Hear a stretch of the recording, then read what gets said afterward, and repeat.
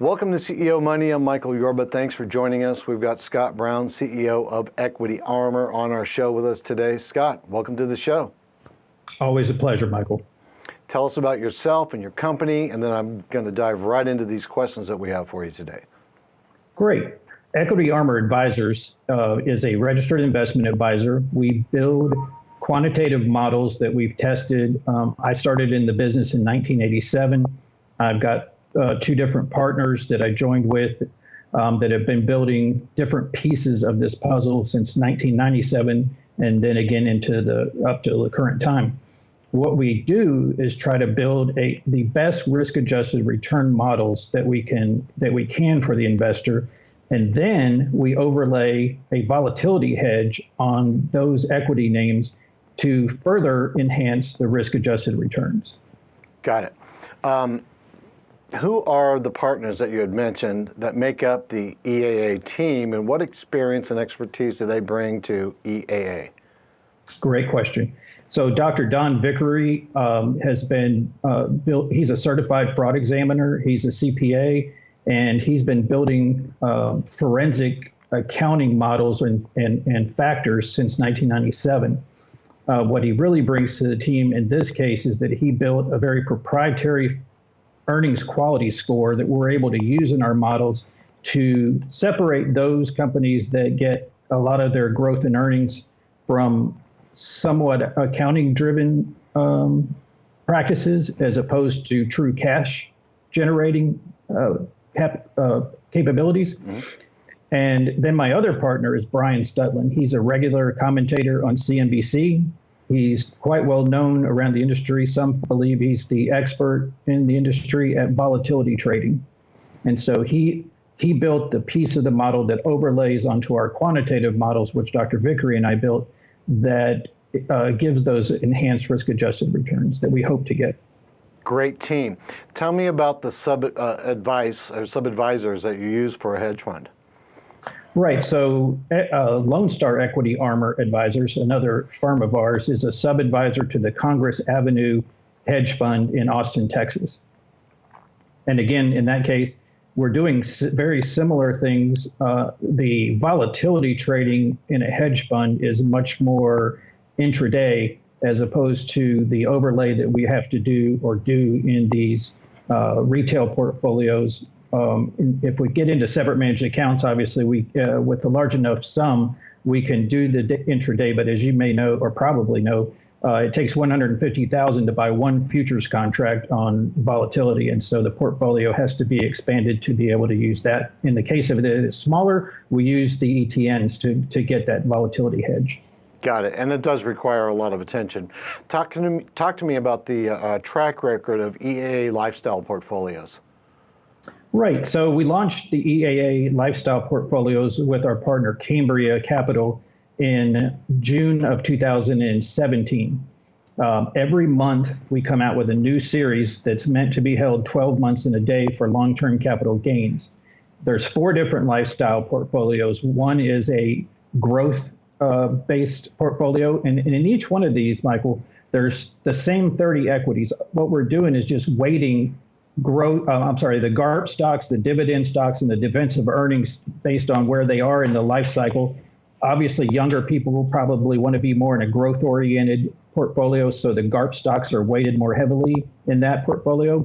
In the dividend portfolio, you can imagine that the dividend 10 stocks out of 30 are more heavily weighted, and then you get into the income strategy and the total return. And all we're doing is changing the weighting of each of these 30 names so that it performs according to the lifestyle characteristic that we planned for. Got it. What's next for EAA, and where do you go from here? Well, the next thing we're working with free real time right now. So on free real time, we're adding the ability for investors to not only see our portfolios, but invest in them directly through the freerealtime.com website. You can find our tear sheets there, which show not only the back test back to, I believe it's 1997, but also the live track record going forward on each of these portfolios. All right, let's talk about the 3 categories in your stock portfolio. I think you want to start with Verizon, right? Right. So Verizon is in the August series for Equity Armor Advisors. And so it's in each one of the four different lifestyle portfolios. Verizon is in the dividend portion of the portfolio. The yield on it is 4.54%. One of the things that I find quite compelling about Verizon is the recent analyst changes. And I haven't seen this very often, this many in numbers. SunTrust Robinson Humphrey on April 25th changed it from a hold to a buy. On the same day, UBS came out with neutral to buy. On May 11th, JP Morgan said neutral to overweight. On June 19th, Deutsche Bank came out with hold to buy. On June 21st, Goldman Sachs said neutral to buy. And just recently, on July 11th, Credit Suisse initiated with an outperform. So a lot of people, a lot of the analysts in the industry are starting to see that Verizon, after years of slow growth and just being a dividend stock, actually has some growth capabilities in it. I'm particularly interested in the 5K rollout that has been discussed by year end in 4 major cities. I think that that's a major mover for Verizon. And so this is a case of a stock that's in there for the dividend, but based on other characteristics, it could also have it's either going to increase the dividend or the stock's going to move north because of the growth. Yeah, I'm looking at it here, and they've definitely lifted it off from 46 to 52, and it blew out, what was it, back on June 25th, over all the averages. So it Yes. looks to me like this is definitely, everybody is ganging up on this, and it sounds like it's going to get more momentum. What's next? Let's talk about Applied Materials. Applied Materials is in our defensive earnings portfolio. Let me just give you a little bit of what makes up a good defensive earnings stock for us. So we look for cash flow relative to the return on assets. This is what we want here are cash generating earnings companies that also have capital expense. We look at the capital expense ratio to depreciation. We want to see that the company's investing more than they're realizing in depreciation. And then we look at their accruals. That's where that forensic accounting earnings quality score really comes in. But as it pertains to Applied Materials, the forward PE on Applied Materials today is 10.64. The PE as we sit here today is 16.66. And so you can see that if the company is able to grow in the manner that analysts are now projecting that they will, and the stock was to reset, just get back to 16 on a forward basis, we're talking about a 60% move from 10 to 16. Before we get too far into this, give me the symbol for our audience. AMAT. AMAT? Yes. Okay, got it. And you'll see a similar chart pattern to what we saw on Verizon. And again, on Applied Materials, both Applied Materials and Verizon entered our portfolios. As I've discussed, there's these series. So there's one a month that comes out. So they were in the July series and the August series. And so we spotted them last month. And if you look at the chart, you'll see that at least so far, it's been we got in at the right time and seem to be participating in that growth now. Yes, it's on an upward trajectory. I know you can't pick out prices, but it's got a 200 period moving average about 52, just under 53 that it's got to get through. Do you have strong feelings for this? Well, we do based on the growth. If the company is able to meet the growth estimates that we have on it, they should blow through the 200-day moving average and go much higher, actually. Well, okay. That's nice to get a heads up on that one. And the last one for today? Its symbol is MDLZ. It's Mondelez International.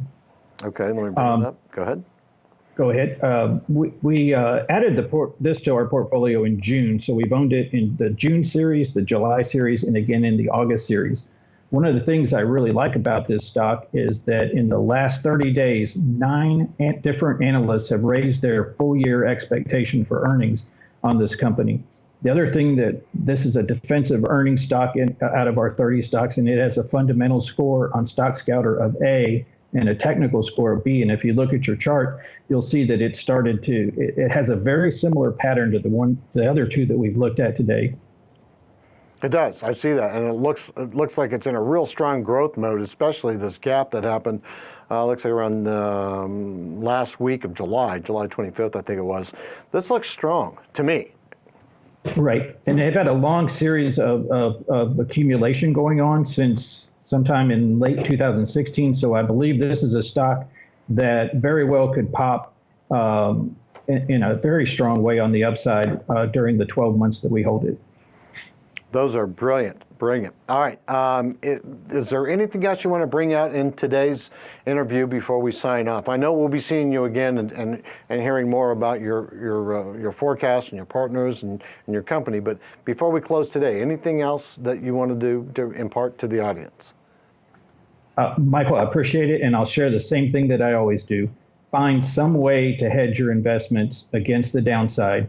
If you've lived through 1987, 2001, 2008, and the next one, it's painful. And if you can be hedged in a way that protects the downside, at least in some part, you'll be better off and happy to do it. So that's my last advice. Good. Thanks, Scott, for being a guest on our show today. Appreciate it. Okay. Thanks, Michael. You're welcome. You've been watching CEO Money with Michael Yorba. Don't forget, like us on Facebook, follow us on Twitter, and subscribe to our YouTube channel. We'll be back with more great content just for you.